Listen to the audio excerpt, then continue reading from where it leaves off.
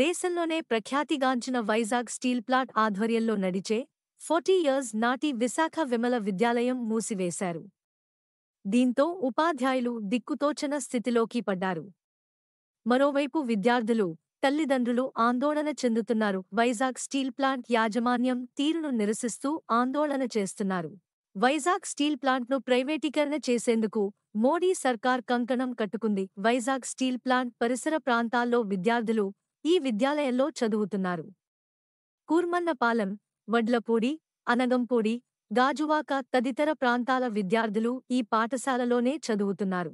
ఇందులో చదివే విద్యార్థుల్లో అధిక శాతం రోజువారీ కూలీల పిల్లలు, స్టీల్ ప్లాంట్ కాంట్రాక్టు కార్మికుల పిల్లలు, ఆటో డ్రైవర్ల పిల్లలే ఉంటారు. విద్యాలయం మూసివేతను వ్యతిరేకిస్తూ శుక్రవారం steel plant CMD Atul Bhatt బంగ్లాను కార్మిక సంఘాల ఆధ్వర్యంలో విద్యార్థులు, తల్లిదండ్రులు ముట్టడించారు.